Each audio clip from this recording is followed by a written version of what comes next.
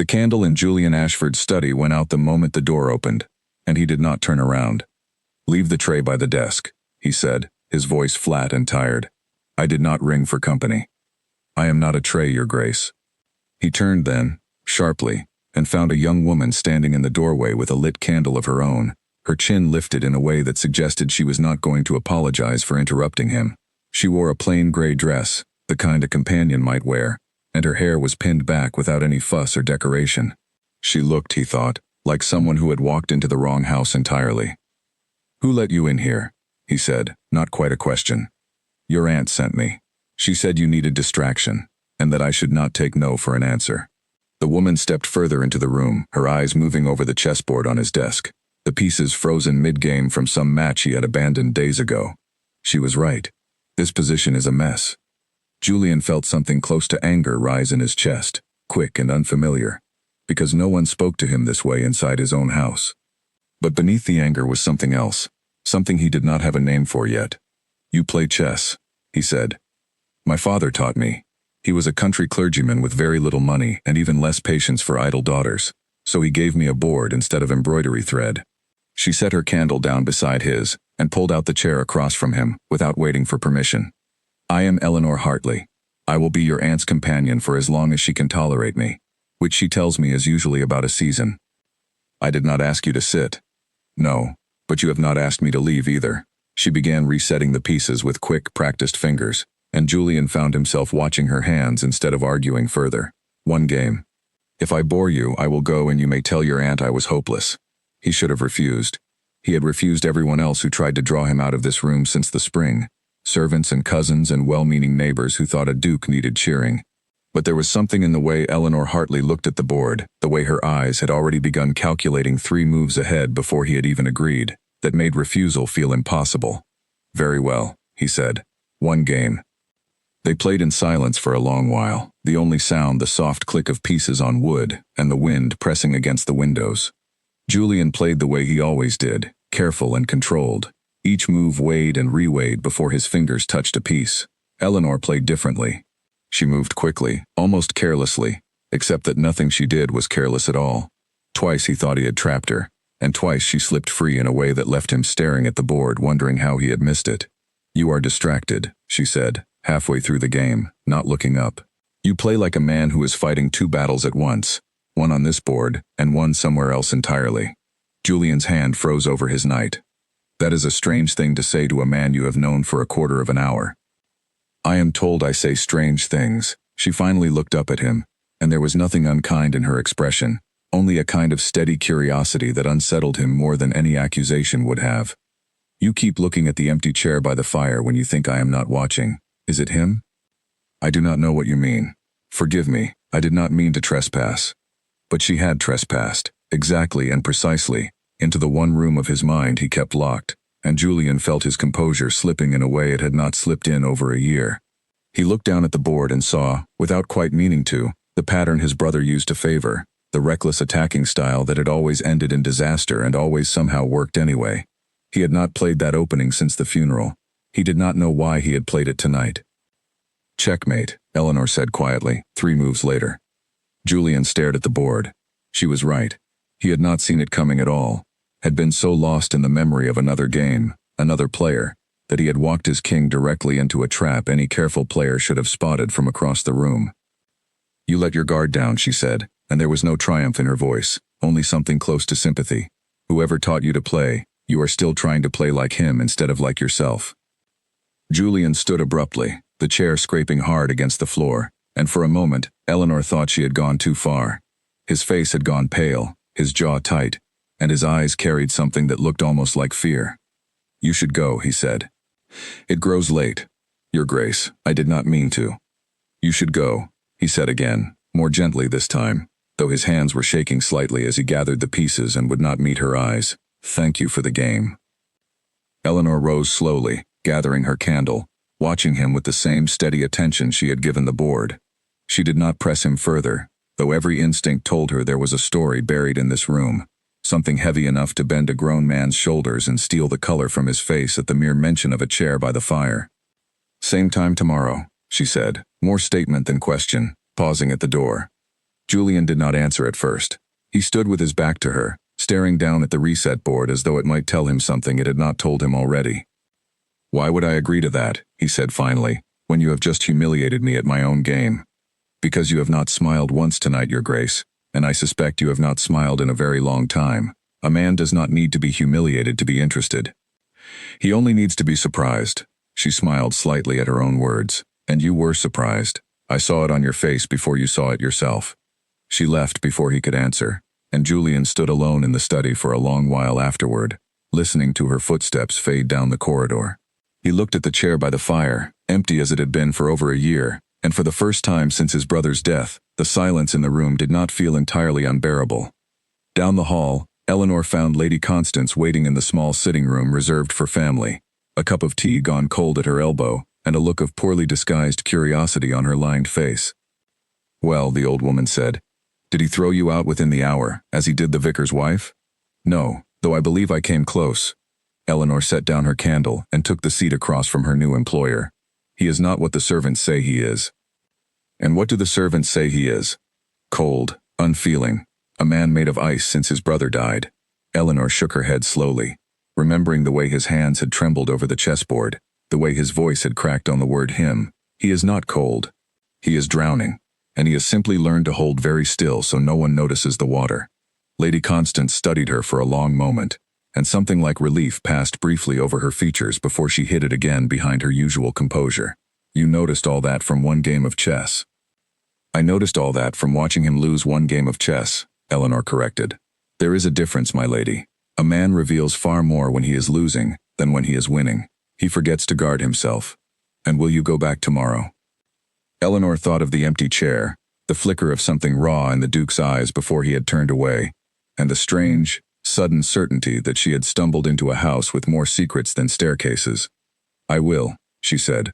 "I find I very much want to know what he is hiding." Eleanor did not sleep well that first night at Ravenswood Hall. Her room, small and plain and tucked beneath the eaves, looked out over the drive where carriages had once come and gone in great number, back when the old Duke had been alive and the house had been full of noise. Now the drive sat empty in the moonlight, and the whole estate seemed to hold its breath the way a house does when grief has settled into its very stones.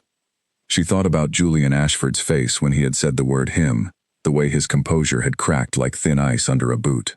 She had met grieving men before. Her own father had grieved her mother for years, quietly and steadily, never quite recovering his old warmth. But this was different. This was not simple sorrow. There had been something close to guilt in the Duke's eyes, something that made him flinch rather than merely ache. In the morning she rose early and found the housekeeper, a stern but not unkind woman named Margaret Doyle, setting out breakfast trays in the servants' hall. "You are the new companion," Margaret said, looking her over. "Lady Constance said you would be trouble." Did she say that fondly or as a warning? Margaret almost smiled. With her, it is difficult to tell the difference. "Sit, eat. You will need your strength if you mean to spend your evenings in His Grace's study. No one else manages more than a week." "Why is that?" Margaret's expression shifted, the easy humor draining out of it. "It is not my place to say, miss, only that this house was different before the accident, and His Grace has not been the same man since. Some doors in this house have stayed locked a very long time, and it is better for everyone if they stay that way." Eleanor wanted to ask which doors, and what accident, but something in the housekeeper's tone told her the subject was closed for now. She ate her breakfast in silence, turning the mystery over in her mind like a puzzle she could not yet see the shape of. That evening, she made her way back to the study at the same hour as before, half expecting to find the door locked against her.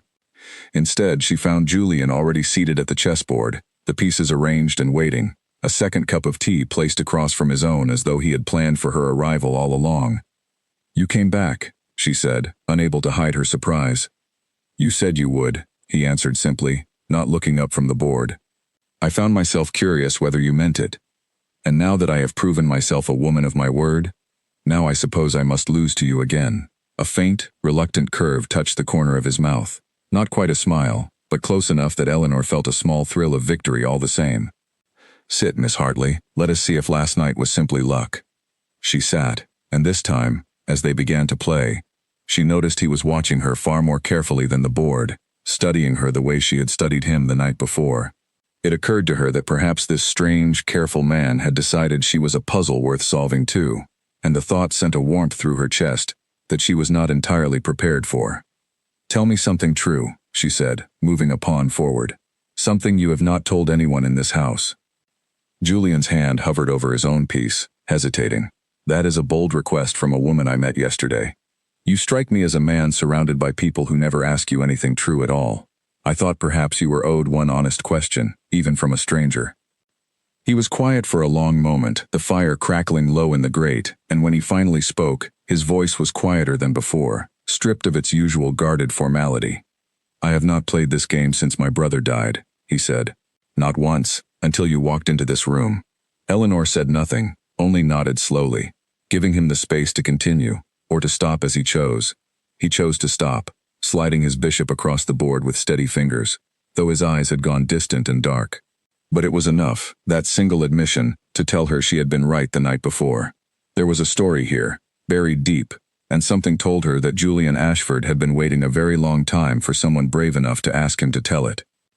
Outside, the wind picked up against the old stone walls of Ravenswood Hall, rattling the windows of the locked east wing, where no servant had been permitted to clean in over a year, and where, unknown to Eleanor Hartley, a second chessboard sat gathering dust beneath a dust sheet, its pieces frozen in the exact position of the last game two brothers had ever played together. By the end of her second week at Ravenswood Hall, Eleanor Hartley had learned to read Julian Ashford the way she read a chessboard, one small detail at a time, building toward a larger pattern she was only beginning to understand. She noticed, for instance, that he played wildly, almost recklessly, on certain nights, sacrificing pieces without thought, pushing forward with a kind of desperate energy that had nothing to do with strategy. On those nights his hands shook faintly when he reached for his cup, and he barely touched his food at dinner, and Margaret the housekeeper moved through the halls with her mouth pressed into a thin, worried line. On other nights he played with total precision, calm and measured, each move considered from every angle before his fingers ever touched a piece. On those nights he laughed more easily, asked her questions about her father's parish and her childhood, and once even admitted that he had missed the sound of another voice in that house. "You play differently depending on the day," she said one evening, near the end of the second week, watching him hesitate over a night for far longer than the position warranted. "I have started keeping track." "Have you?" His voice was carefully light, but she saw the tension return to his shoulders. "And what have you concluded from your tracking, Miss Hartley?" "That there is a date approaching, something you dread." She kept her eyes on the board, giving him the small mercy of not watching his face as she said it. "You grow restless 3 days before, and reckless the day itself, and then for a week after, you play like a man trying to prove to himself that his hands still work properly. It happened last month too, did it not? Around the middle of the month." Julian set down his cup very carefully, as though it required his full concentration not to let it shake. "You have only known me a fortnight. I have watched you play chess perhaps 10 times. A person reveals a great deal across 10 games, if one is paying attention." She finally looked up at him. "I am not trying to pry into a wound, Your Grace. I simply do not like watching you suffer alone in a room with only a chessboard for company, when I am sitting right across from you." He did not answer immediately. Instead he rose and walked to the window, looking out over the dark garden below, his reflection pale and tired in the glass. "My brother Edmund died in the autumn," he said finally. "It will be the anniversary again soon. Every year it comes back around whether I am ready for it or not, and every year I find I am never ready. How did he die?" The question hung in the air a long moment. Eleanor half expected him to end the evening the way he had ended their very first game, abrupt and shaken, ordering her from the room. Instead, he simply shook his head slowly. "Not tonight," he said. "I am not yet able to say it plainly, even to myself. But I thank you for not pretending you had not noticed. Everyone else in this house pretends. My aunt pretends. The servants pretend.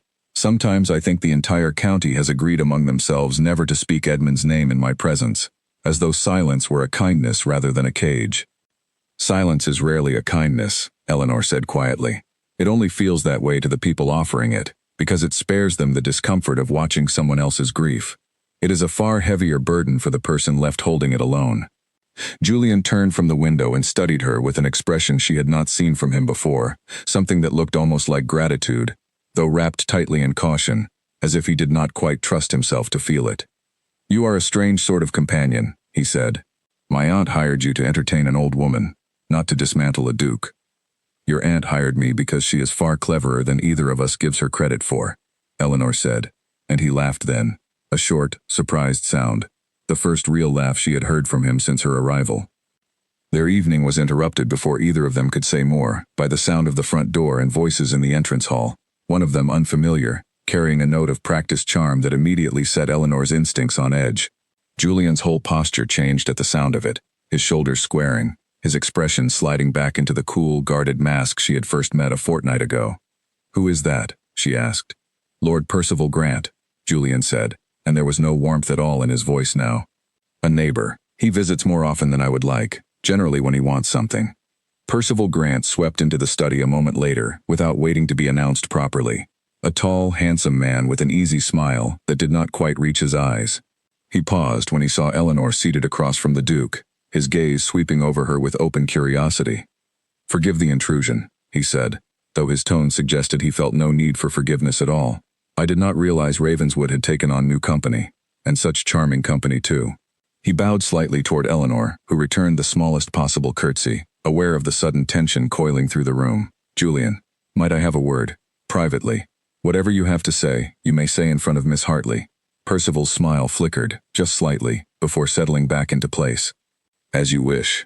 I merely wanted to remind you that the matter we discussed last month grows more pressing by the week.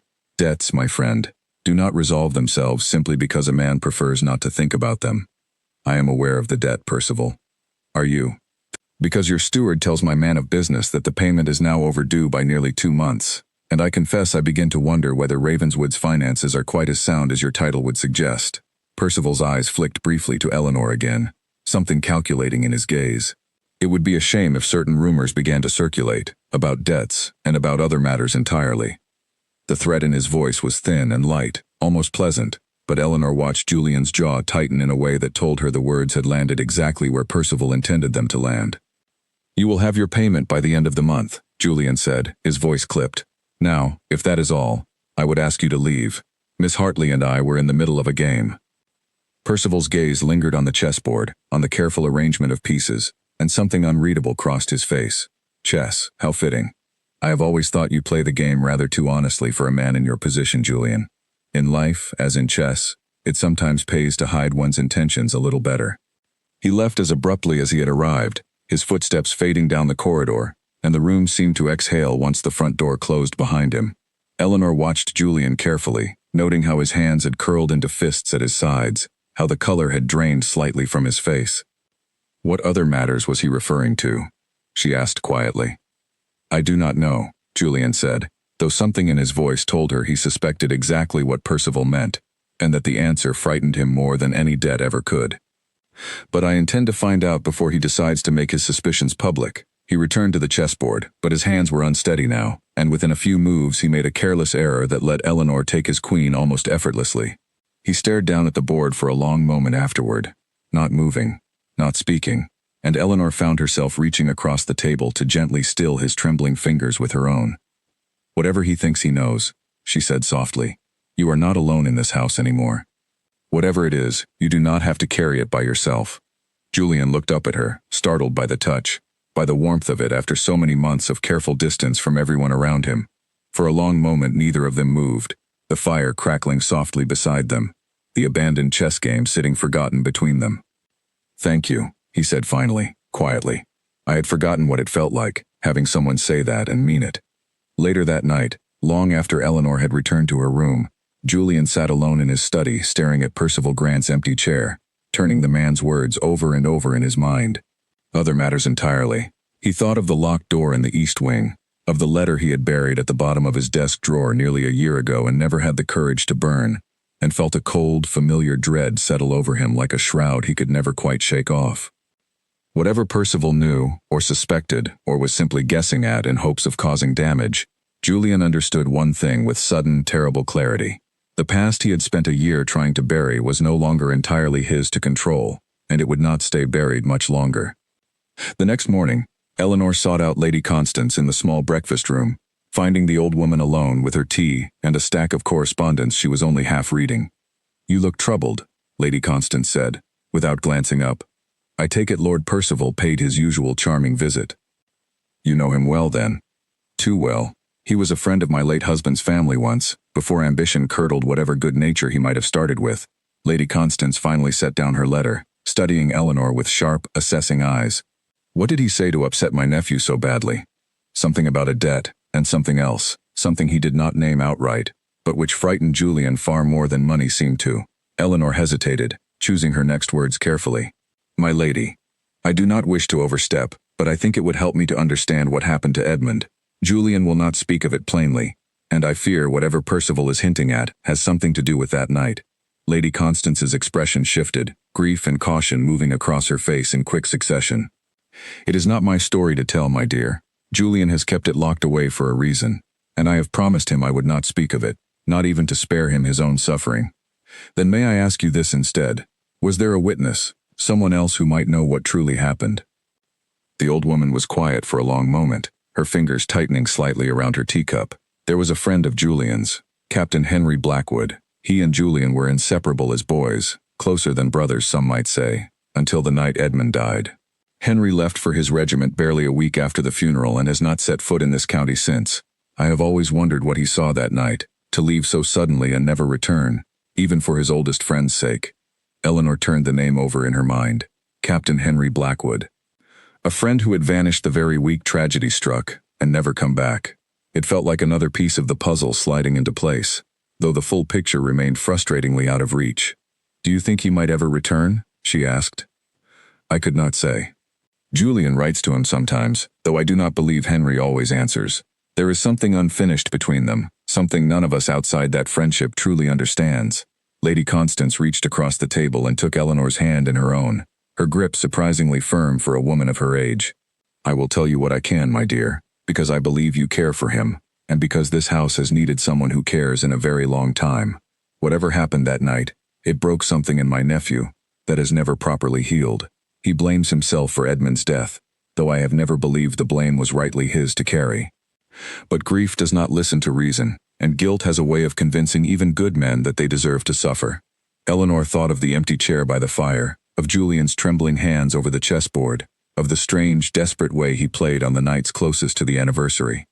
Guilt. It made a certain terrible sense, though it only deepened the mystery of what precisely had happened, and what role Julian believed he had played in his own brother's death. Thank you for telling me what you could, she said. I promise you, my lady, I do not intend to pry simply to satisfy my own curiosity. I only wish to help him, if he will let me. I believe you, Lady Constance said, and for the first time since Eleanor's arrival, the old woman's carefully composed face softened into something like hope. It has been a long time since I have seen him laugh the way he laughed with you last evening, before Percival arrived and ruined the mood entirely. Whatever you are doing, my dear, please continue doing it. This house has been a tomb for far too long, and I begin to think you might be the one to finally let some light back into it. That evening, when Eleanor returned to the study for their nightly game, she found Julian already seated, a letter half finished on the desk beside the chessboard, his handwriting hurried and uneven in a way that suggested he had started and abandoned it several times already. Writing to someone? She asked, settling into her usual chair. Julian glanced down at the letter, then folded it quickly and set it aside, though not before Eleanor caught a single word at the top. Henry. An old friend, he said. I have not decided yet whether I will send it. Perhaps you should. He looked up at her, surprised. You do not even know who he is.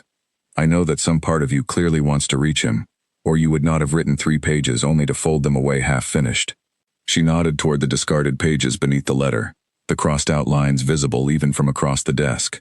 Whatever kept you apart, Your Grace, a year is a very long time to carry silence. Sometimes the hardest moves in chess are not the clever ones. Sometimes they are simply the honest ones. Julian studied her for a long moment, something unreadable moving behind his eyes, and then, slowly, he reached for the letter again and smoothed it out on the desk before him. Perhaps you are right, he said quietly. Perhaps it is time I stopped running from this particular game. He began to write again, and this time his hand did not falter, and Eleanor watched him with a quiet, steady hope that whatever storm was coming, whatever truth Percival Grant intended to drag into the light, Julian Ashford would not have to face it entirely alone. The east wing of Ravenswood Hall had been closed for as long as Eleanor had been in the house, its corridor cordoned off behind a heavy oak door that Margaret the housekeeper kept locked and never spoke of.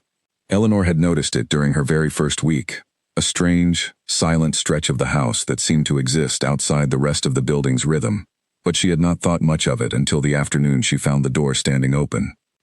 It was early evening, the light already fading gold and gray through the tall windows, and the household was occupied elsewhere, the servants busy with dinner preparations, Lady Constance resting in her rooms.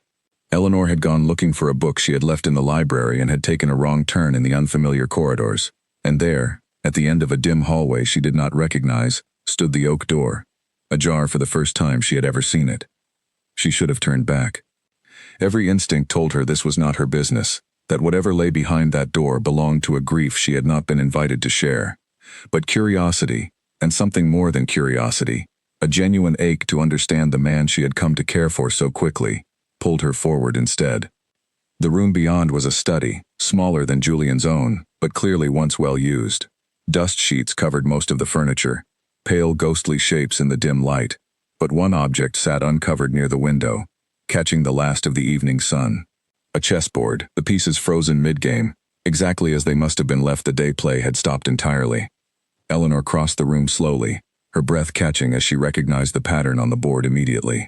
It was the same reckless attacking style Julian had played without meaning to on their very first night together. The pattern he had said belonged to someone else. She knelt beside the small table, studying the pieces, and felt a chill move through her as she realized this had to be Edmund's chessboard, left exactly as it stood the last time the brothers had played. Beside the board, half tucked beneath a stack of papers, she found a small wooden chess set, plainer and more worn than the one on the table.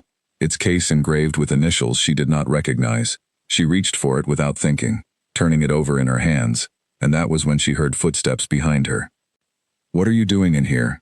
Julian's voice was low and tight, entirely unlike the warm, careful tone she had grown used to over the past weeks. She turned to find him standing in the doorway, his face pale, his hands curled at his sides. "The door was open," she said quickly. "I did not mean to intrude, Your Grace. This room has been locked for a year."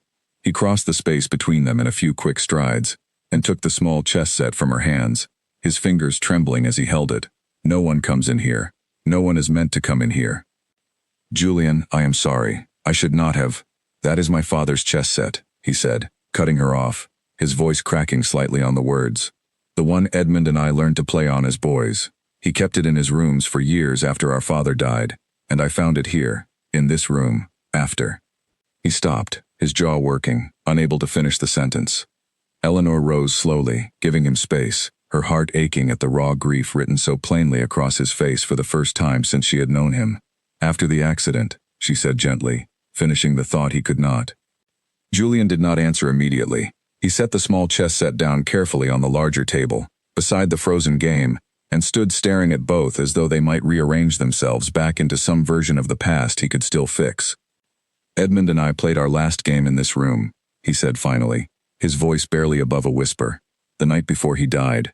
He was reckless that night, more reckless than usual, and I remember being irritated with him for it, for not taking the game seriously. I did not know it would be the last time we ever sat across from each other." "What happened to him, Julian?" Eleanor asked softly. "You do not have to tell me if you are not ready, but I think perhaps you have been carrying this alone for far too long." Julian was quiet for a long moment, his eyes fixed on the frozen board, on the pieces his brother's hands had touched last. When he finally spoke, his voice was hollow, stripped of all its usual careful control.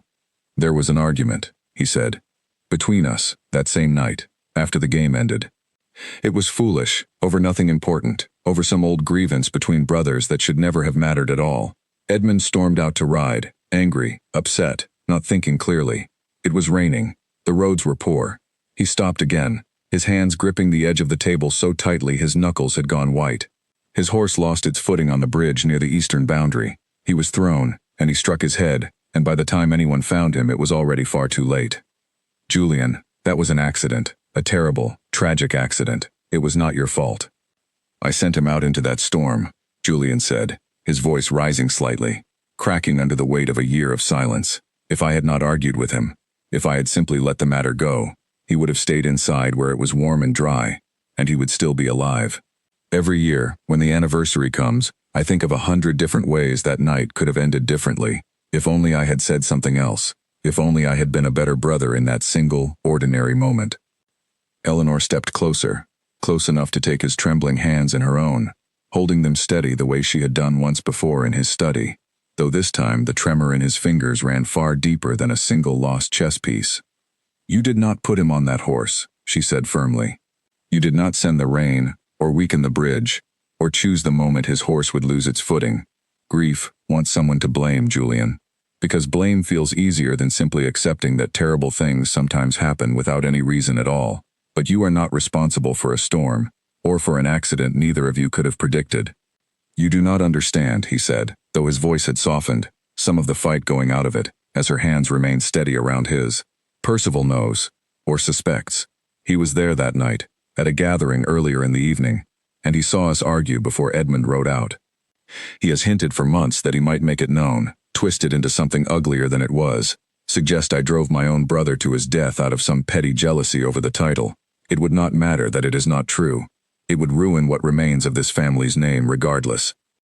Eleanor felt a cold anger settle in her chest at the thought of Percival Grant using this tragedy, this genuine, unbearable grief, as a weapon against a man already broken by guilt he did not deserve to carry. "Then we will make certain he cannot," she said simply.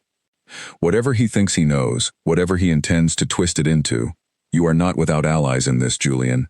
You have your aunt. You have Captain Blackwood, if he chooses to stand beside you when the truth is needed. And you have me, for whatever small use I might be." Julian looked down at her, something shifting behind his eyes, grief and gratitude, and something warmer still moving together across his features. "Why?" he asked quietly. "Why would you involve yourself in this, in my family's tragedy, when you have known me such a short time?" "Because I have watched you carry this alone for weeks now, and I do not think you should have to carry it alone any longer," Eleanor said simply. "And because, Your Grace, whether either of us intended it or not, I have come to care for you a great deal more than a companion's companion ought to." The words hung in the quiet room between them, honest and unguarded in a way neither of them had expected. Julian's hand tightened gently around hers, and for a long moment neither of them spoke, the fading evening light casting long shadows across the frozen chessboard, and the small worn set beside it. "I have not told anyone the full truth of that night," he said finally. "Not my aunt, not the staff, not even in my letters to Henry, though I suspect he already knows more than he has ever said aloud. You are the first person I have trusted enough to say it plainly." "Then let that be the beginning of something different," Eleanor said. "Not a room you keep locked away from the world, filled with a game frozen in time, but a truth you are finally ready to set down, so it no longer has the power to crush you every single year when autumn comes around again." Julian looked at her for a long moment, and then, slowly, carefully, as though testing whether the moment was truly real, he lifted her hand and pressed a gentle kiss against her knuckles, his eyes never leaving her face. "Thank you," he said quietly, "for following me into a locked room I did not know how to open myself." They stood together a while longer in the fading light, and when they finally left, Julian did not lock the door behind them.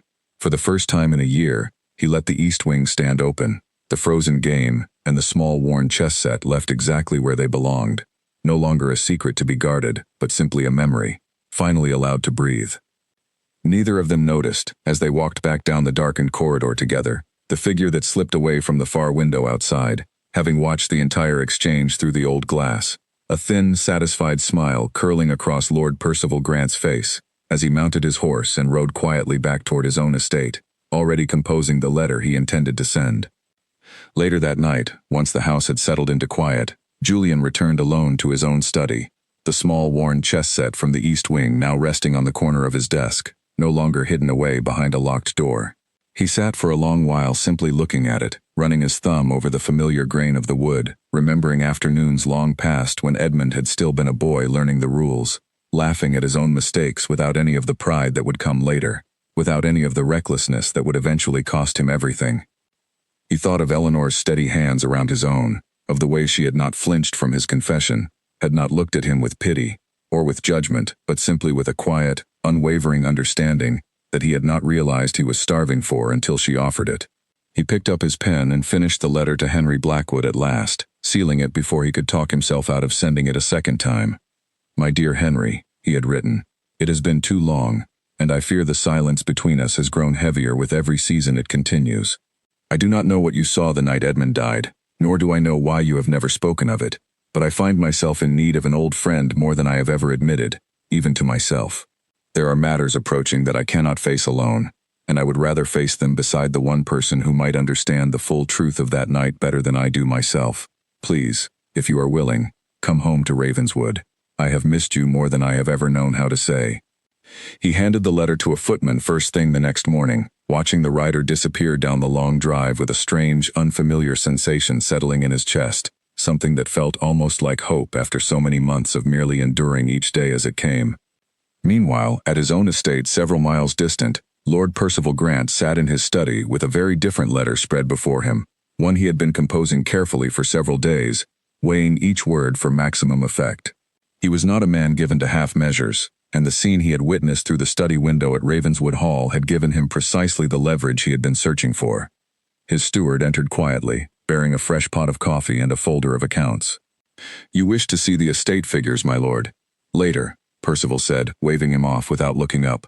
"Tell me, Grimshaw, how long have you managed the accounts for Ravenswood's tenant farms, before his Grace's father brought in his own man?"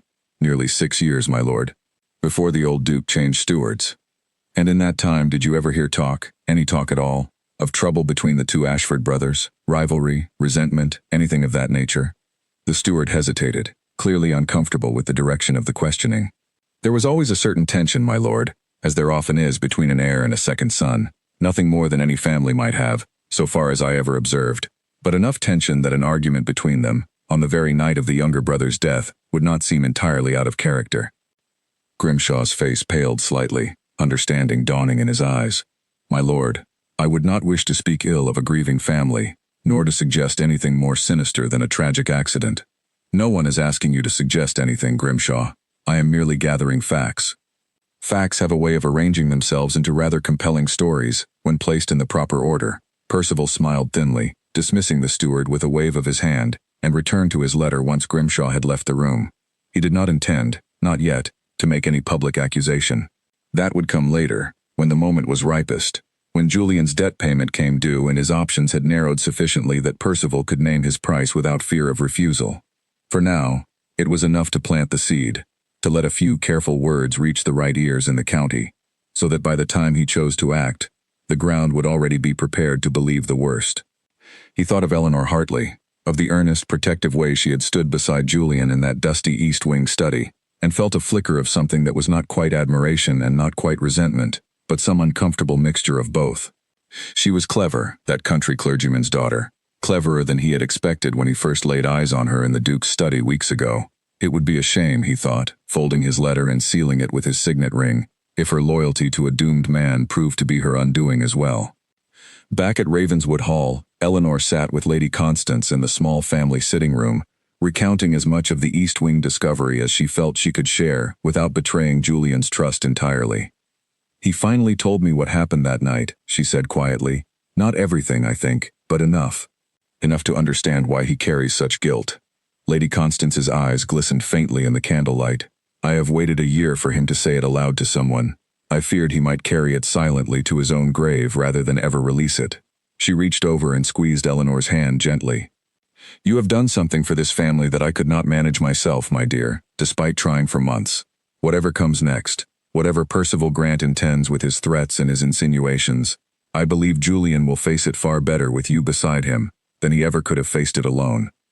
"I only hope it is enough," Eleanor said, thinking of the thin, calculating smile she had glimpsed on Percival's face the single time their eyes had met in the study weeks ago. "I fear Lord Percival is not a man who abandons an advantage easily, once he believes he has found one." Lady Constance's expression grew grave.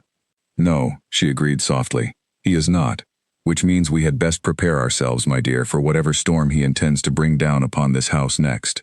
Captain Henry Blackwood arrived at Ravenswood Hall 11 days after Julian's letter had gone out, riding up the long drive on a gray afternoon with rain threatening in the low clouds overhead. Eleanor was in the garden when she heard the commotion at the front of the house, the sound of hooves on gravel and Margaret's voice calling out in surprise, and she made her way around to the entrance in time to see Julian standing frozen on the front steps, staring at the tall, weathered man dismounting before him as though he could not quite believe what he was seeing. "Henry," Julian said, his voice unsteady.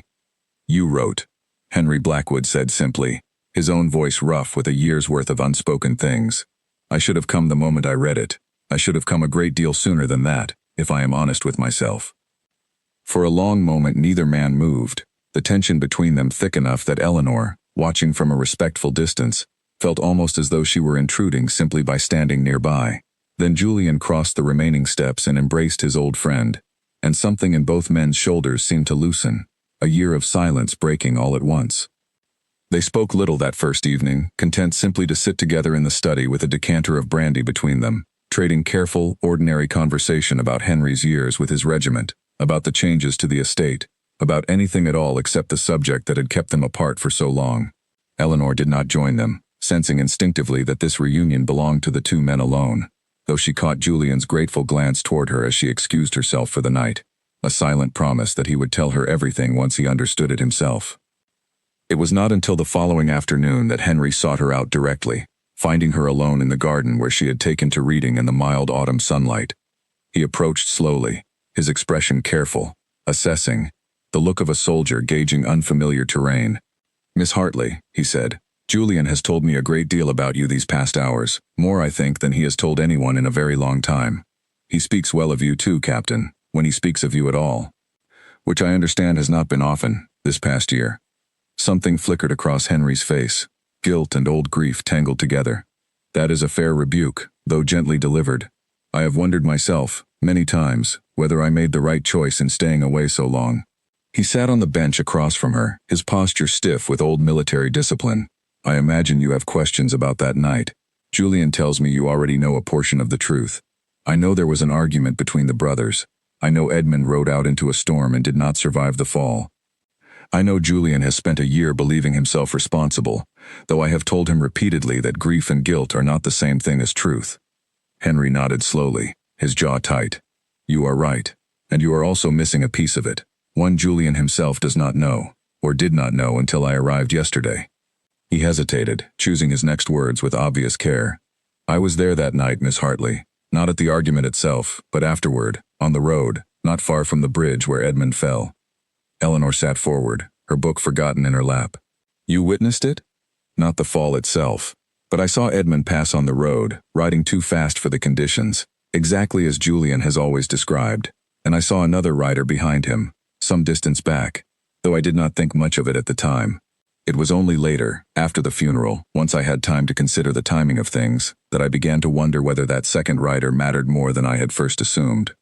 A cold feeling settled in Eleanor's chest. Who was it? I could not say with certainty. It was dark and raining, and I was some distance away myself, riding home from an evening at a neighbor's estate, but the shape of the horse, the way it moved, reminded me a great deal of one I had seen many times before, at gatherings around the county. Henry's expression darkened further. "Lord Percival Grant keeps a distinctive gray mare, Miss Hartley, one with a particular gait I would recognize anywhere, having hunted alongside the man on more than one occasion in years past."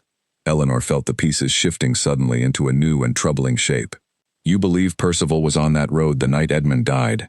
"I believe it is possible. I have never been certain enough to say so aloud, not even to Julian, and I have spent a year telling myself my eyes deceived me in the dark and the rain. But given what Julian tells me now, given Percival's recent behavior, his threats, his sudden interest in dredging up old grief for his own advantage, I find myself far less willing to dismiss what I saw that night as mere imagination. Why would he have been on that road at all? That I cannot say, perhaps entirely by chance. Perhaps he was returning from the same gathering I had attended, taking the same route many of us used regularly enough. It may mean nothing at all." Henry's expression suggested he did not fully believe his own words. "But it may also mean he saw something that night, something that gave him the leverage he now seems determined to use against Julian.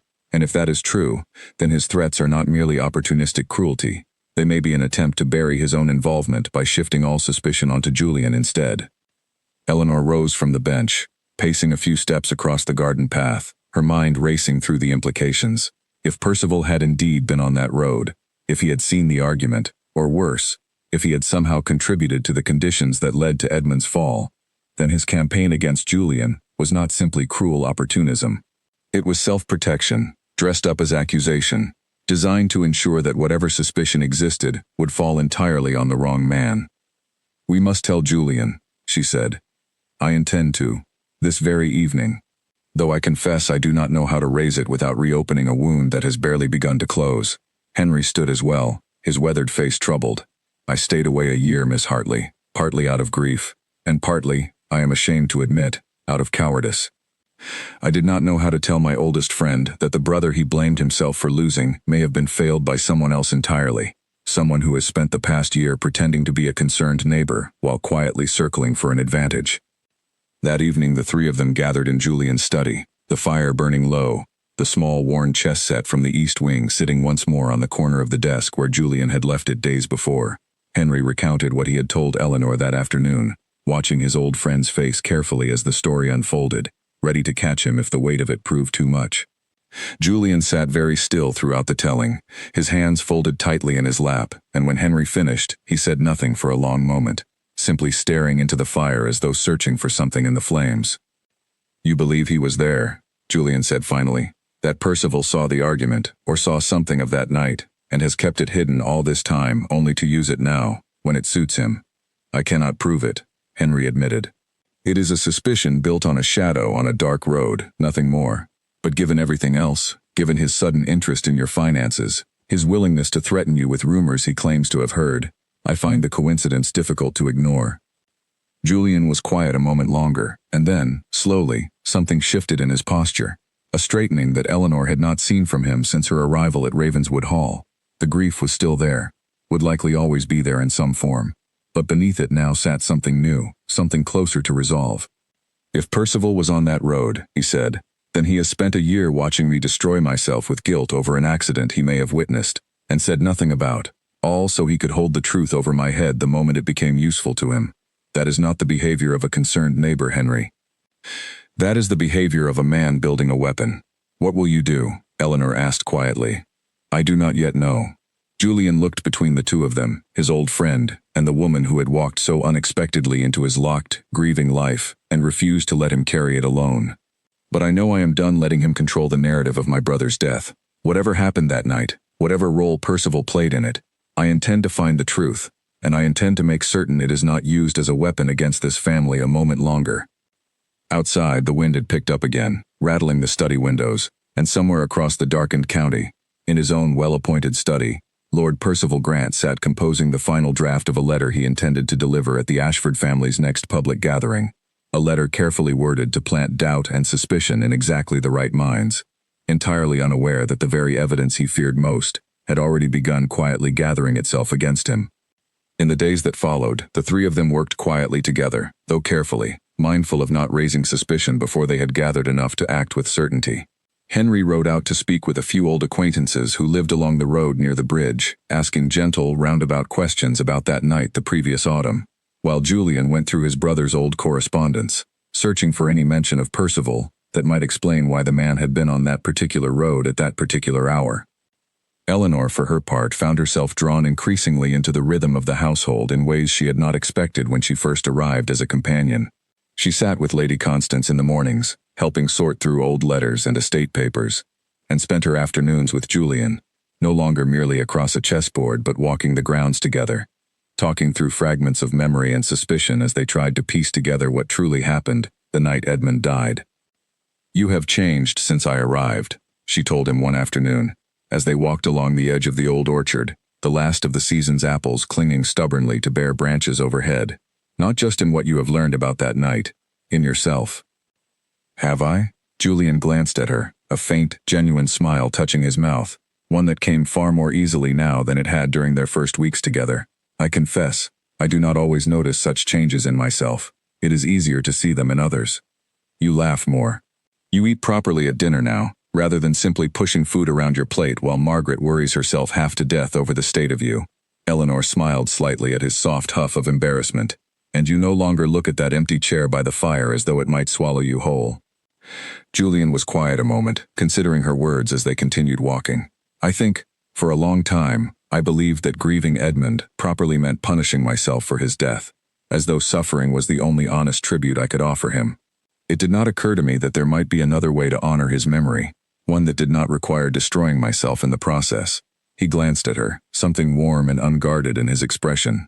"You showed me that, without ever meaning to lecture me about it. You simply refused to let me disappear into my own guilt, evening after evening, until I finally noticed I had started wanting to be present again." Eleanor felt her cheeks warm at the sincerity in his voice, at the way he looked at her now, as though she had become something essential rather than merely an unexpected addition to his household. I only did what any decent person would do, faced with someone drowning in silence. No, Julian said quietly, stopping beneath the bare branches of an old apple tree, turning to face her fully. Not everyone would have noticed I was drowning at all. Most people in this county have been perfectly content to let me hide behind my title and my grief for a full year, offering polite sympathy at a safe distance rather than actually reaching in to pull me back to shore. You did not do that. From the very first night, you refused to let me hide. He reached for her hand, his fingers warm around hers despite the cool autumn air, and for a long moment neither of them spoke, the orchard quiet around them except for the soft rustle of wind through the remaining leaves. Whatever happens with Percival, Julian said finally, whatever truth we uncover about that night, I want you to know that meeting you has been the single unexpected grace of this entire terrible year. I do not know what I would have become without your persistence at that chessboard. Eleanor squeezed his hand gently, her own heart full in a way she had not expected when she first arrived at Ravenswood Hall as a simple companion to an elderly aunt. Then let us make certain, she said, that whatever comes next, you face it not as a man alone with his guilt, but as a man surrounded by people determined to see the truth finally set right. They stood together a while longer beneath the bare branches, and when they finally returned to the house, Henry was waiting in the entrance hall, a grim, determined expression on his weathered face that told them both, before he even spoke a word, that his inquiries along the old road had yielded something worth hearing. An innkeeper along the eastern road remembers that night clearly, Henry said, once they had gathered in the study and closed the door firmly behind them.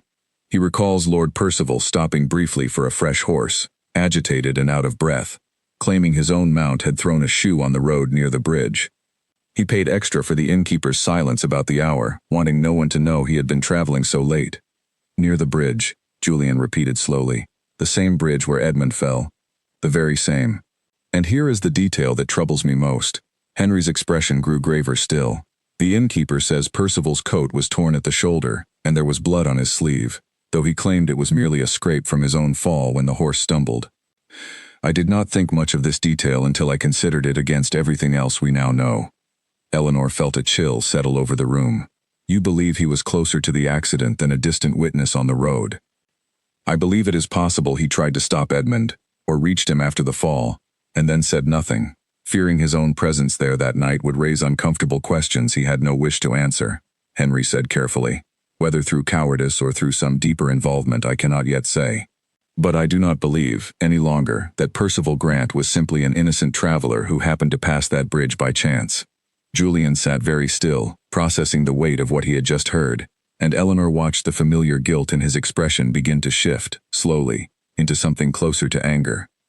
Not the reckless anger she had glimpsed in him during his most difficult nights at the chessboard, but a controlled, steady resolve that seemed to steady his shoulders rather than break them further. Whatever he knows, whatever role he played, Julian said, he has spent a year watching me tear myself apart with guilt while he said nothing, and now he intends to twist that same silence into a weapon against me, purely to force my hand over a debt. That is not the behavior of an innocent man, Henry. That is the behavior of someone protecting himself at any cost. What do you intend to do? Eleanor asked. Lady Fenwick's autumn gathering is in 3 days' time, Julian said slowly, an idea clearly forming behind his eyes. Percival will be there, as will most of the county's prominent families. If he intends to make his accusations public, as I suspect he does, then I would rather meet him on ground of my choosing, with witnesses present, than wait nervously for him to strike whenever suits him best. That is a considerable risk, Henry said. If we cannot prove what we suspect, if the innkeeper's memory proves unreliable under scrutiny, we may hand Percival exactly the public spectacle he wants, with none of the evidence to support our side of it. Then we had best gather what evidence we can in 3 days' time, Julian said firmly, because I am done waiting quietly in this house for him to decide when and how to destroy what remains of my brother's memory. The 3 days that followed passed in a blur of careful preparation. Henry rode out again to secure a written statement from the innkeeper, while Julian reviewed his own financial records with his steward, ensuring he could account for every detail of the debt Percival intended to use against him. Eleanor spent her time with Lady Constance, who proved unexpectedly useful, recalling several occasions over the past year when Percival had made pointed, careful inquiries about the Ashford family's finances and reputation, inquiries that, taken together, painted a portrait of a man who had been quietly circling for far longer than any of them had realized. On the evening of Lady Fenwick's gathering, Eleanor dressed with more care than she had allowed herself in weeks, choosing a simple blue gown that Lady Constance had insisted upon, declaring that a companion attending as the Duke's guest ought to look the part regardless of her modest origins. When she descended the stairs and found Julian waiting in the entrance hall, his expression tightened with nervous anticipation. He looked at her for a long moment before speaking. "You do not have to come tonight," he said quietly. "Whatever happens, it may grow unpleasant, and I would not blame you for wishing to avoid it. I did not spend the past month helping you carry this burden only to abandon you the moment it grows difficult," Eleanor said, taking his arm firmly. "Whatever Percival intends tonight, you will not face it alone." Lady Fenwick's grand hall was already crowded with guests by the time their carriage arrived, candlelight glittering off crystal and silk, the low murmur of conversation filling the air with the particular energy of a county gathering eager for gossip. Eleanor felt the weight of curious glances as they entered, whispers following in their wake, the county clearly already aware of rumors swirling around the reclusive Duke and his aunt's unusual new companion. They found Percival near the center of the room within the hour, holding court among a small cluster of guests with his usual easy charm, though something sharper glinted behind his smile the moment he noticed Julian's arrival. "Julian," he said, raising his glass in mock salute as they approached. "And Miss Hartley, looking lovely as ever. I confess I did not expect you to attend this evening, given the delicate state of your family's affairs of late." "What delicate state would that be, Percival?" Julian said, his voice carrying just enough that several nearby guests turned to listen. "Come now, there is no need for pretense between old acquaintances." Percival's smile widened, sensing an opportunity he had clearly been waiting weeks to seize. "I merely refer to the debt you owe me, which remains unresolved despite your earlier assurances. And of course, the rather troubling circumstances surrounding your late brother's death, which I understand certain persons have begun asking uncomfortable questions about." A hush began to spread through the nearby guests, curiosity and scandal drawing attention like moths to flame. Eleanor felt Julian's arm tense beneath her hand, but his voice, when he spoke, remained remarkably steady. "Yes, let us discuss my brother's death, Percival, since you seem so eager to raise the subject in public." Julian's gaze had gone hard, cold in a way Eleanor had not seen from him before. "Tell me, were you aware that an innkeeper along the Eastern Road remembers a gentleman stopping that same night, agitated, his coat torn and bloodied, claiming a fall from his own horse near the very bridge where my brother met his end?" Percival's easy smile flickered, just slightly, though he recovered quickly. "I do not know what you are implying, Julian, but I would be careful about making wild accusations in public, particularly ones you cannot possibly prove." "I have a written statement from the innkeeper himself," Julian said, his voice carrying clearly now across the increasingly silent hall. "Along with the recollection of a witness who saw a rider matching your description, and your distinctive gray mare on that same road, at that same hour, the very night my brother died. You have spent a year threatening to twist my grief into scandal, Percival, all while concealing your own presence at the scene of the very tragedy you now claim to know so much about." Murmurs rippled through the assembled guests, shock and speculation spreading in equal measure. Percival's composure cracked further, his hand tightening around his glass, his eyes darting briefly toward the exit before he forced himself to remain still. "This is absurd," he said, though his voice had lost some of its earlier confidence. "I was nowhere near that bridge. Whatever the innkeeper claims to remember, it is clearly a mistake, or a fabrication designed to distract from your own family's troubles." "Then perhaps you would care to explain," Henry Blackwood said, stepping forward from where he had been waiting quietly near the edge of the crowd. "Why I myself saw your mare on that road that same night, riding some distance behind Edmund Ashford, in the moments before his fall. I did not think much of it at the time, grief clouding my judgment as it does, but I have thought of little else these past days, Percival, and I find myself entirely unwilling to stay silent any longer while you use that night as a weapon against my oldest friend." The color drained from Percival's face as the full weight of the assembled evidence settled over him, and the whispers among the surrounding guests grew louder, no longer curious but openly suspicious, several prominent families exchanging pointed glances that suggested Percival's standing in the county had just suffered a considerable blow. "I did not cause his death," Percival said finally, his voice low and strained, clearly aware that outright denial was no longer serving him. "I saw him fall, yes. I was riding home from a card game, and I saw his horse stumble on the bridge in the storm. I rode to him, tried to help, but he was already gone by the time I reached him. I panicked." I did not wish to be associated with a young lord's death, not when my own finances were already precarious, and I feared how it might look, a man with debts of his own, found alone beside a dying nobleman on a dark road. So you said nothing, Julian said, his voice shaking now, though whether with grief or fury, Eleanor could not entirely tell. You let me believe, for an entire year, that I had driven my own brother to his death, when you knew the truth of that night from the very beginning. And then, when it suited your own financial interests, you threatened to use that same silence as a weapon against me. I never meant for it to go so far, Percival said, though the words rang hollow even to his own ears, judging by the way several guests around him began quietly stepping back, distancing themselves from a man whose reputation was crumbling before their eyes. You meant exactly for it to go this far, Eleanor said, unable to hold her tongue any longer, stepping forward beside Julian with her chin lifted in the same steady defiance she had carried into his study on her very first night at Ravenswood Hall. You watched a good man destroy himself with guilt for a full year, and rather than offer him the truth that might have eased his suffering, you kept it locked away, waiting for the moment it would profit you most. That is not cowardice alone, Lord Percival. That is cruelty, dressed up as convenience.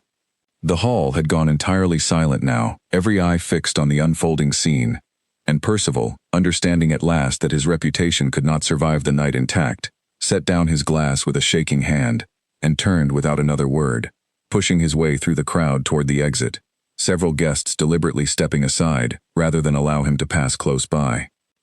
Julian watched him go, his chest heaving slightly with the effort of the confrontation, and then, slowly, he turned to Eleanor, something like relief and exhaustion and gratitude all mingled together in his expression.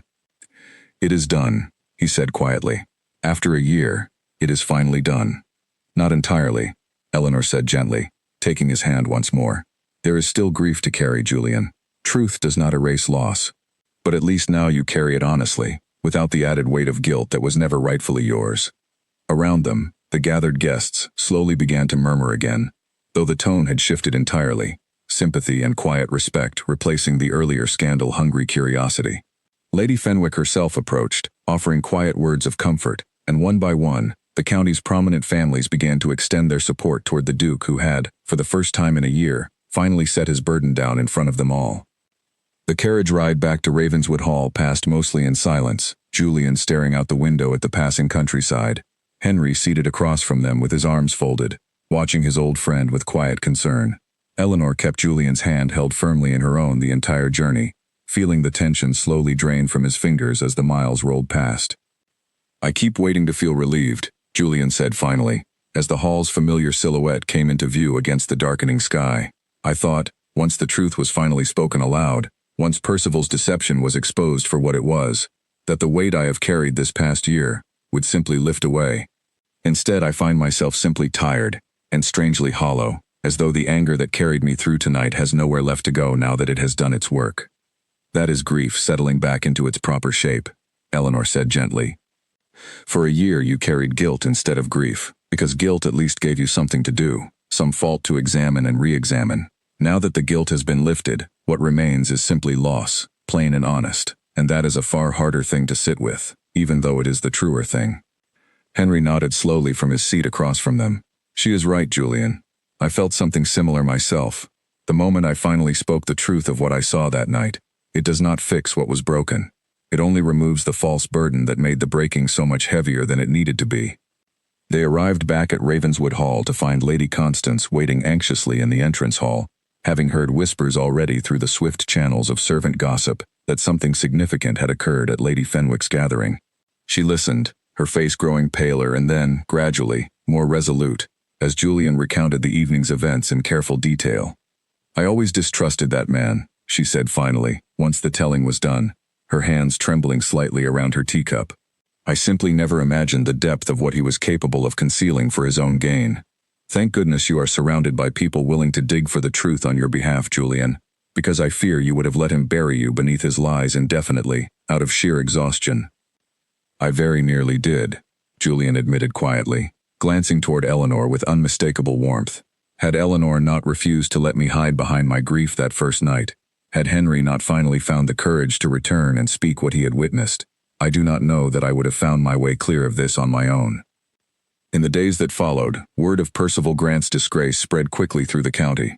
his standing among his peers crumbling with remarkable speed once the truth of his year-long deception became widely known.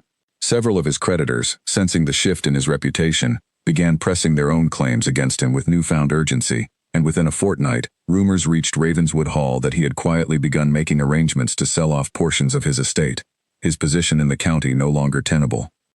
Julian, for his part, found himself unexpectedly freed from the debt that had hung over him for months, several of Percival's own creditors approaching him directly to settle matters more favorably once it became clear that continuing to align themselves with Percival's interests would serve them poorly. It was, Julian remarked to Eleanor one evening, a strange kind of justice, watching a man's own carefully constructed web of leverage collapse in on itself the moment its foundation of secrecy was finally exposed to daylight. But it was in the quieter moments, away from the county's gossip and the settling of financial matters, that Eleanor watched the truest change unfold in Julian himself. He returned, day by day, to the study each evening not out of habit or obligation, but because he had come to genuinely look forward to their games, to the easy conversation that had grown between them over the weeks, unburdened now by the secret that had once made every evening feel like a performance of composure, rather than an honest exchange. The empty chair by the fire remained, but Julian no longer looked at it with the same haunted expression she had first noticed on her very first night in that room. Instead, he had begun, slowly, to speak of Edmund with something closer to fondness than grief, sharing small memories of their childhood, of games played on the very board that now sat openly on his desk rather than hidden away behind a locked door. "He would have liked you, I think," Julian said one evening, watching Eleanor consider her next move on the board between them. "Edmund never had much patience for people who let him win, simply out of deference to his rank. He would have respected how thoroughly you have beaten me these past weeks." "I shall take that as high praise," Eleanor said, smiling as she captured his rook with a decisive, unapologetic move. "Though I begin to suspect, Your Grace, that you have started letting me win rather more often than you once did." "Perhaps," Julian admitted, his eyes warm with something that had grown steadily, quietly, over the course of their strange and unlikely acquaintance. "Or perhaps I have simply discovered that losing to you, Miss Hartley, is a far more pleasant experience than winning ever was against anyone else." Winter settled over Ravenswood Hall with a quiet grace that felt entirely different from the heavy silence that had hung over the estate the year before. Frost traced delicate patterns across the window panes each morning, and the household moved through its days with a lightness Eleanor had not witnessed since her arrival, as though the entire house had finally been permitted to exhale after a year of held breath. Julian had thrown himself into estate matters with renewed energy in the weeks following Percival Grant's public disgrace, reviewing accounts, meeting with tenants, restoring order to affairs that had languished during his months of private suffering. Henry had extended his stay indefinitely, his regiment granting him leave that stretched longer with each passing letter, and the two old friends had settled back into an easy companionship that seemed to steady them both. But it was the evenings Eleanor treasured most, the quiet hour after dinner when Julian would settle across from her at the chessboard, no longer as a man hiding from his grief, but as someone who had genuinely come to look forward to her company, her sharp mind, her unwillingness to let him retreat into old, guarded habits. "You have grown rather too skilled at this game," Julian said one evening, studying the board with mock exasperation after she had captured his second rook in as many moves.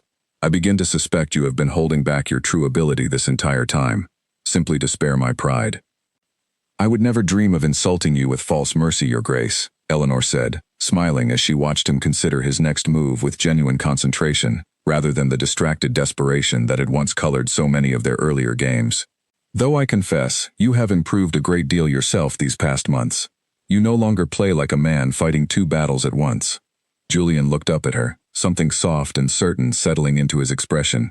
"That is because I am no longer fighting two battles. Thanks to you, I find I only have the one game left in front of me now, and it is, admittedly, the only one that has ever truly mattered." Eleanor felt her cheeks warm at the weight in his words, though she kept her attention carefully on the board, uncertain how to respond to the quiet intensity she had noticed building in him over recent weeks. Their friendship had deepened steadily since the confrontation at Lady Fenwick's gathering, warm glances lingering a moment longer than necessary, hands finding excuses to touch during their evening walks through the garden. But neither of them had yet spoken plainly of what that deepening friendship might mean for either of their futures. "Lady Constance tells me you received a letter this morning," she said instead, deflecting gently, though not unkindly. "From a distant cousin, I believe, inquiring after your marriage prospects now that the county's gossip has finally settled in your favor." Julian's expression flickered briefly with something between amusement and discomfort. My aunt has never been particularly subtle about her hopes in that direction, though I confess the cousin's letter was rather more direct than most. She seems to believe a duke recently freed of scandal ought to secure his succession without further delay. And what did you tell her? That my heart, whatever remains available for such matters, is not currently in want of a stranger's introduction. Julian set down the piece he had been holding, his gaze steady on Eleanor's face rather than the board between them. I have found, this past year, that I am rather more particular than most men in my position might be expected to be.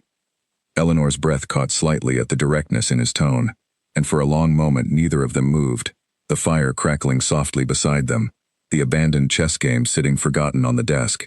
She thought of the frightened, guarded man she had first met on her very first night at Ravenswood Hall, and the steady, open person who sat across from her now, and felt a warmth spread through her chest that had nothing to do with the fire. "Julian," she began, uncertain how to finish the thought, but he shook his head gently, rising from his seat and crossing to kneel beside her chair instead, taking both her hands in his own. "Let me speak plainly for once, without hiding behind careful moves and calculated silences," he said, his voice steady despite the vulnerability so openly written across his face. "I have known you barely half a year, Eleanor Hartley, and yet I cannot recall who I was before you walked into my study that first night and refused to leave me alone with my grief. You did not simply help me survive this past year. You helped me remember what it felt like to want more than mere survival. Julian, I am a clergyman's daughter, hired as a companion to your aunt. Whatever exists between us, however genuine, the world will see only a considerable difference in our stations." "The world may see whatever it likes," Julian said firmly. "I have spent a year allowing the world's opinion to dictate my every action, hiding my grief behind a mask of composure because that is what a duke is expected to do. I find I am rather tired of living according to what is expected of me, when what I actually want has been sitting across a chessboard from me nearly every evening for months." He reached into his coat pocket then, and Eleanor watched, breath held, as he withdrew a small, worn chess piece, a single white king carved from the same wood as the set that had once belonged to his father, the set that had sat locked away in the East Wing for so long. "This was my father's," he said quietly, pressing it into her palm, "and before that, it belonged to his father." And so on, for several generations of Ashfords who understood, I think, better than most, that a king is only as strong as the pieces willing to stand beside him. I have spent this past year believing myself entirely alone on this board, Eleanor, defending a position I no longer had the strength to hold, but you have shown me, evening after evening, that I do not have to play this game alone anymore, if you would be willing to stand beside me for the rest of it." Eleanor stared down at the small carved king in her palm, her eyes stinging with unexpected tears, and looked up to find Julian watching her with an openness she had never seen from him before, all his careful guardedness finally, completely set aside. "Are you asking me to marry you, Your Grace?" she said softly, using a chess piece instead of a ring. "I am asking you to marry me using the only language I have ever truly trusted myself to speak honestly," Julian said, a faint, hopeful smile touching his mouth. "You once told me the hardest moves are not always the clever ones. Sometimes they are simply the honest ones. This is the most honest move I have ever made in my life, Eleanor. I love you. I have loved you, I think, since that very first night you walked into my study and beat me soundly at my own game, and I do not wish to spend another evening pretending otherwise, to you or to myself." Eleanor closed her fingers gently around the small carved king, feeling the weight of it settle into her palm like a promise. "Then my answer," she said, her voice thick with emotion, "is yes. Though I warn you now, Your Grace, I fully intend to continue beating you at chess for the rest of our lives together, regardless of any wedding vows." Julian laughed then, a full, unguarded sound that filled the study in a way it had not been filled since long before his brother's death, and rose to gather her into his arms, holding her close as though he had finally, after a year of careful, guarded solitude, found something worth holding on to without fear. Later that evening, once Julian had gone to share the news with his aunt, who received it with such delighted, tearful satisfaction that she immediately began drafting a guest list for the wedding despite everyone's protests that the engagement was barely an hour old, Eleanor sat alone for a moment in the study, looking at the chessboard where their final game together as an unmarried couple sat frozen mid-play. She thought of the frightened, grieving man she had first encountered, hiding behind a locked door and a guarded heart, and the man who had just knelt before her with his father's chess piece, and his whole honest heart laid bare.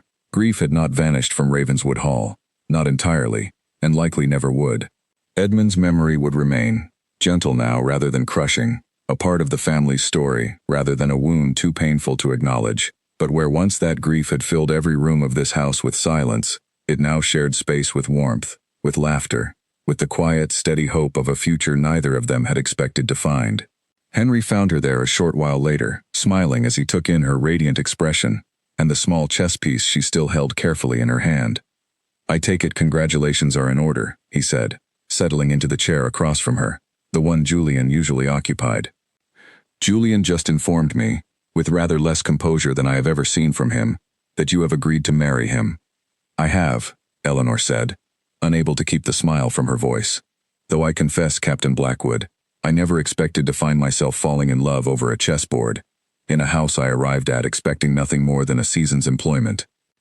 Life has a curious way of arranging its most important moves when we least expect them," Henry said thoughtfully, glancing toward the window where the first snow of the season had begun drifting quietly down over the garden.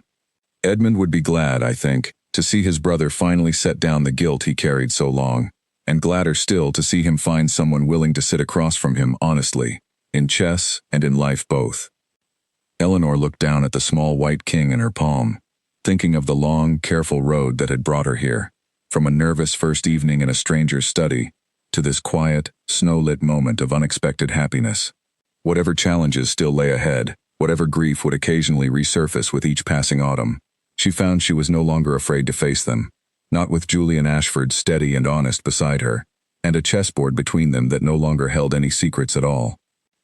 When Julian returned a short while later, his eyes bright with a happiness that had transformed his entire bearing, he found her still seated at the board, resetting the pieces for one final game, before the household retired for the night.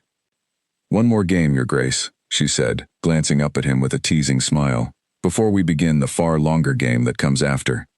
Julian settled into his seat across from her, reaching out to move his first pawn forward with steady, confident hands, no longer trembling, no longer haunted by the weight of a year's silent grief.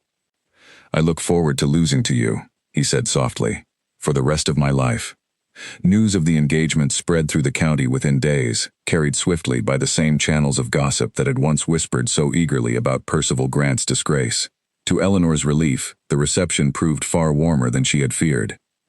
The story of a duke finally setting down a year of silent grief, and finding love in the process with a clergyman's clever, steady daughter, seemed to capture the county's imagination in a way that softened whatever concerns might otherwise have been raised about the difference in their stations.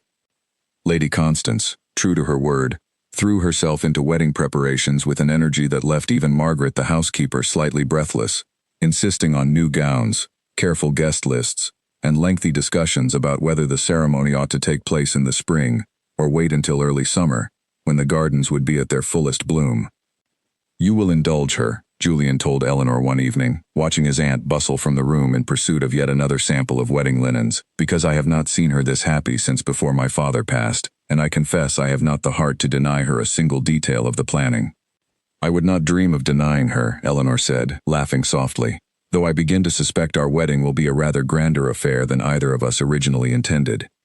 "Let her have her grand affair," Julian said, reaching for Eleanor's hand across the small table where they had taken to having tea each afternoon. "I spent a year believing myself undeserving of any happiness at all. I find I have very little patience left for denying happiness to the people who helped me find my way back to it." In the weeks that followed, word reached Ravenswood Hall that Percival Grant had sold the last of his estate holdings and left the county entirely, retreating to some distant relation's home in the north where his reputation had not yet preceded him.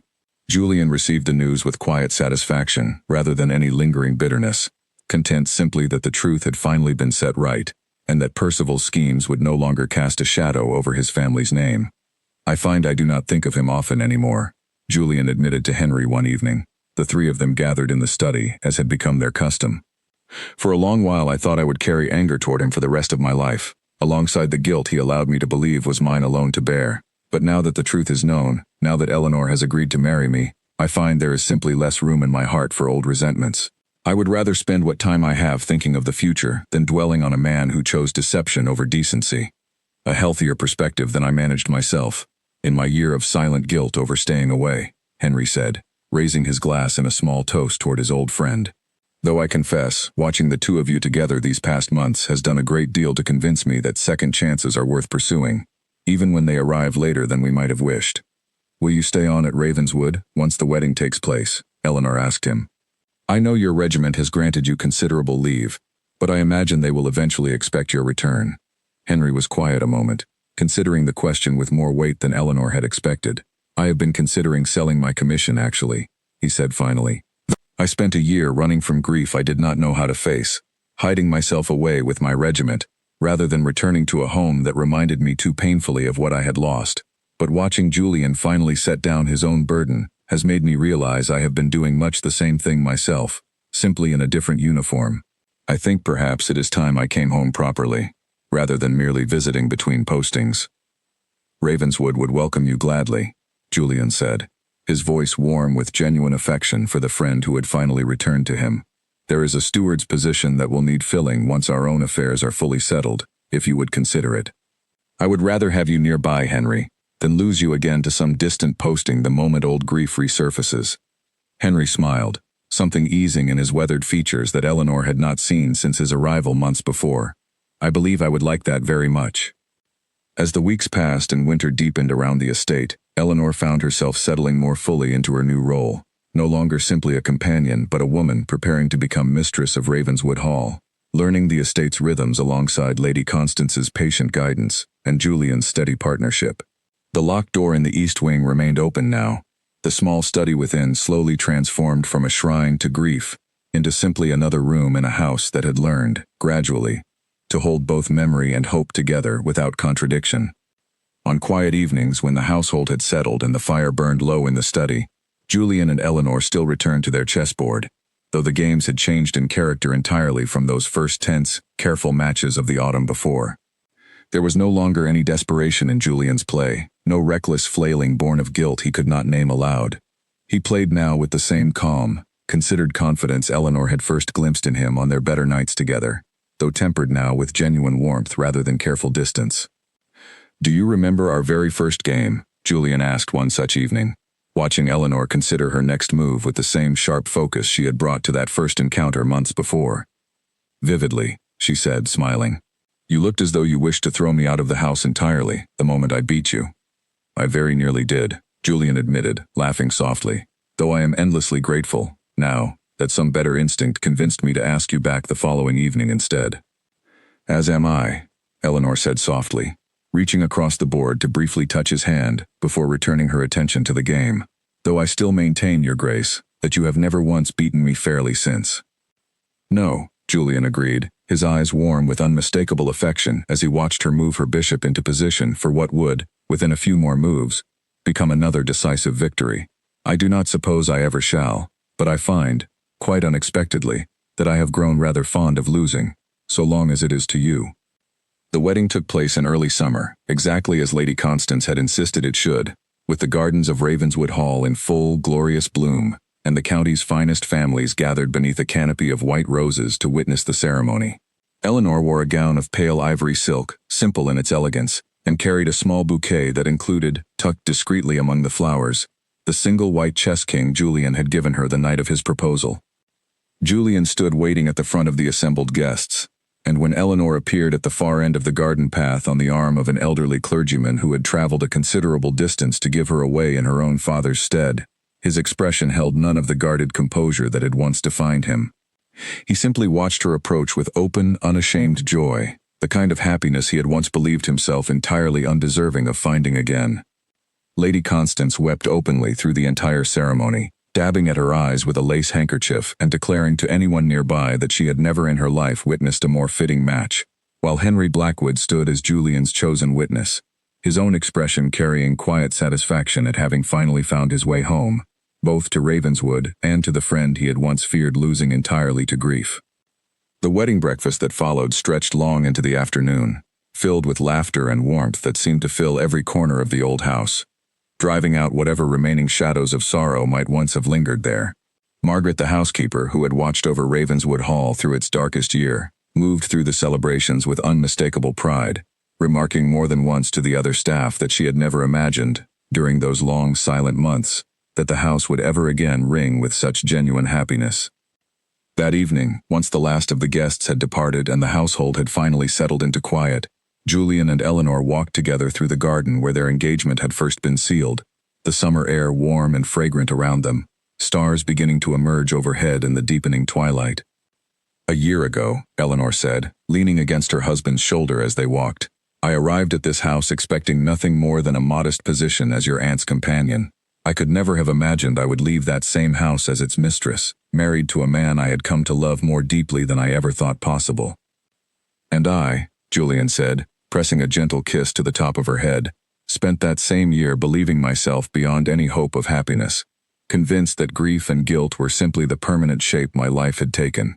I could not have imagined that a chess game with a stranger would change the entire course of everything that came after." They paused beside the old apple tree where Julian had first spoken so openly of his changed heart, its branches now heavy with the beginnings of summer fruit, and stood together in comfortable silence, watching the first stars scatter slowly across the darkening sky. "Do you think Edmund would approve," Eleanor asked softly, "of how things have unfolded?" Julian considered the question for a long moment, his expression thoughtful rather than sorrowful, a testament to how far he had traveled from the guarded, grieving man she had first encountered. "I think," he said finally, "that Edmund would have liked nothing better than watching me finally learn to live again, rather than simply endure. He was never a man who believed in half measures, in life or in chess. I think he would be glad to see I have finally taken his example to heart, in this at least." In the months that followed their wedding, Ravenswood Hall settled into a new and steady rhythm, one built not on the careful avoidance of grief but on its honest, peaceful acknowledgement alongside genuine, ongoing happiness. Henry took up his position as steward with quiet competence, proving himself as skilled at managing the estate's affairs as he had once been at managing his regiment, and within the year he had begun courting a neighboring baronet's daughter, a match that delighted Lady Constance nearly as much as Julian and Eleanor's own had. The small study in the east wing, once locked away and untouched, became instead a favorite quiet retreat for the family, its shelves gradually filling with new books alongside the old, its chessboard, Edmund's chessboard, brought carefully into regular use once more rather than left frozen in grief. Julian took to teaching the game to the children of the estate's tenant families on quiet Sunday afternoons, passing along the same patience and care that had once been given to him and his brother by their own father, ensuring that whatever else might be forgotten with the passing years, the simple joy of the game itself would continue on. Eleanor, for her part, found herself embracing her new role with the same steady determination she had once brought to their earliest chess matches, learning the management of a great household under Lady Constance's careful guidance, corresponding regularly with tenant families to understand their needs, and gradually becoming as beloved among the estate's people as Julian himself had once been feared distant and unreachable. On the anniversary of Edmund's death that first autumn after their wedding, Eleanor found Julian sitting quietly in the East Wing study, not consumed by the desperate grief that had once marked that difficult day each year, but simply present with his memories, the old chessboard set out before him though he played no game against an invisible opponent this time. "I thought I might find you here," she said softly, settling into the chair across from him, the same chair where Edmund had once sat during countless childhood games. "I find I no longer dread this day the way I once did," Julian admitted, looking up at her with a calm, settled expression that spoke to how much had changed since their first difficult autumn together. "It is still difficult. I do not think that particular ache will ever fully fade, nor would I truly wish it to, since it is simply the shape love takes when the person we love is no longer present to receive it, but it no longer swallows me whole the way it once did. Because you no longer carry it alone," Eleanor said gently, reaching across the small table to take his hand. "Because I no longer carry it alone," Julian agreed, lifting her hand to press a warm kiss against her knuckles, the same gentle gesture he had offered her that very first difficult evening in this room, months before he had ever imagined asking her to become his wife. "Thank you, Eleanor, for following me into every locked room I did not know how to open myself, that very first year, and every year since." They sat together a while longer in comfortable silence, the autumn light fading gently through the tall windows, Edmund's chessboard resting quietly between them, no longer a monument to unspoken grief but simply a cherished piece of family history, carried forward now with love rather than guilt. Outside, the wind moved gently through the old apple orchard where Julian had first spoken so openly of his changing heart, and somewhere across the county, the story of the reclusive duke who had found unexpected happiness across a chessboard continued to be told and retold at gatherings and dinner tables, a small local legend of grief transformed into love through nothing more than patience, honesty, and the simple, steady courage of two people willing to sit across from one another and finally tell the truth. Years later, when their own children had grown old enough to learn the game themselves, Julian would tell them the story of how their mother had walked uninvited into his study one autumn evening and beaten him soundly at chess, refusing to let him hide behind grief or silence or the weight of a title he had never quite learned to carry alone. And Eleanor, listening from her chair by the fire, the same fire that had once illuminated an empty chair heavy with unspoken sorrow, would simply smile and remind him, as she always did, that she had never once let him win fairly, not in all their years together, and that she had no intention of starting now. The chessboard remained, generation after generation, a quiet fixture of Ravenswood Hall's study, its pieces worn smooth by decades of careful hands and honest games. And long after Julian and Eleanor themselves had passed into memory, the story of the Duke's new chess opponent, and everything her patience and honesty had helped him finally reveal, remained woven into the very fabric of the house itself, a reminder that even the deepest grief could be gently, honestly, and lovingly set down, so long as someone was willing to sit across the board and simply refuse to look away. Lady Constance lived long enough to see her first great niece born, a small, dark-haired girl who arrived on a mild spring morning 2 years after the wedding, and who, much to Julian's quiet delight, showed an early fascination with the carved wooden pieces scattered across her father's desk, long before she was old enough to understand the rules of the game they belonged to.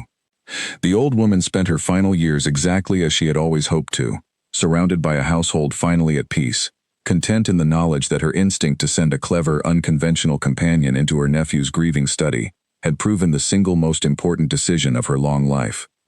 Margaret the housekeeper remained at Ravenswood for many years afterward, growing fond of telling the story to newer members of the staff on quiet winter evenings, embellishing certain details with each retelling, until the tale of Eleanor Hartley's arrival had taken on a shape closer to legend than simple memory. She never tired of describing the particular look on the Duke's face the morning after that very first chess game, when he had asked, with poorly disguised eagerness, whether the new companion might be persuaded to return to his study again that evening. Henry Blackwood married his neighboring baronet's daughter within the year, and the two households remained close for the rest of their lives, their children growing up together much as Julian and Edmund once had, though this time under far gentler and more openly affectionate circumstances. Henry never fully forgave himself for the year he had spent away, but he found, in time, that the steady presence of friendship and purpose at Ravenswood did more to heal that particular wound than any amount of solitary brooding ever could have. As for Percival Grant, word occasionally reached the county of his diminished circumstances in the north, living a quiet and largely friendless existence far from the influence and standing he had once so carefully cultivated. Julian, when he thought of the man at all in later years, felt no particular satisfaction in his downfall, only a distant, settled relief that the truth had finally been allowed to stand on its own, unclouded by threat or deception. And through it all, the evenings at Ravenswood Hall continued much as they always had. Julian and Eleanor seated across from one another at the old chessboard, the fire burning steady and warm beside them, the empty chair long since filled not with sorrow but with the quiet, comfortable presence of a family finally, fully at peace. Every game began the same way it always had, with Eleanor resetting the pieces with quick, practiced fingers, and Julian watching her hands instead of the board, grateful, always, for the evening she had first refused to leave him alone with his grief.